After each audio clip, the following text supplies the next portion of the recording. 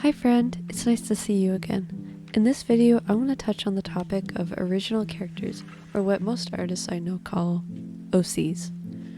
I'm going to go through my own process and how I develop characters, including how to get inspiration for their designs and the benefits of having original characters as an artist. While I yap, you can watch me doodle in the background a sketchbook page of my new alien girl OC that doesn't have a name yet. Without further ado, let's get into it. First, let's talk about how I get inspired to make a character. If I'm having some art block, I'll usually try to make a new character based on media that inspires me. So I'll sift through my music sometimes and see if there's a specific genre or song to get inspired by.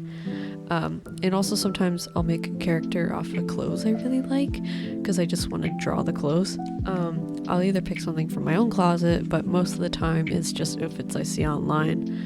Another way to get character inspiration is to make an insert for media that you like, which is like movies or TV shows or comics or whatnot.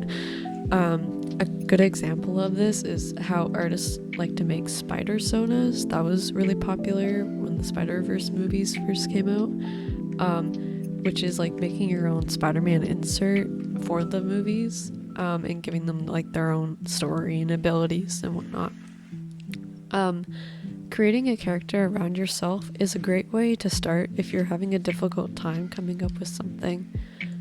I notice sometimes I'll start with basing the character off my own traits, but later, since I'm getting inspired, I'll start branching off and make them into their own character. And to be honest, sometimes the idea for a character will just pop in my brain. This alien girl is a really good example of that. I was just bored the other day and I wanted to make a new character, and the first thing that popped into my brain was a monster girl, which then it quickly changed into an alien somehow. One thing I do struggle with this character is her outfit. I really had to think about what direction I wanted to go down. I started to think about the aesthetic I wanted to achieve, which I did land on more of like an outer world vibe, but with an emphasis on wanting to be fashionable. This is a great moment to take her clothes and apply it to her personality too, to kind of like further inspire myself. Let's say she likes fashion, maybe. Maybe she's a fashion designer. Maybe I can run with that. Do they even have that in space? Maybe she lives on Earth. I don't know.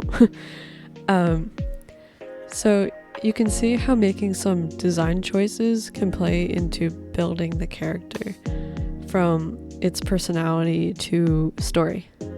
It's fun to play off different ideas, to weave together different ideas and to make an original character, if that makes sense.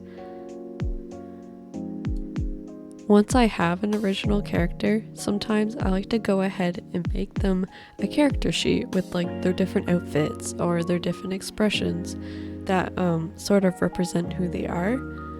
I don't do this nearly enough, but I think it's a great exercise to do and I should do it more.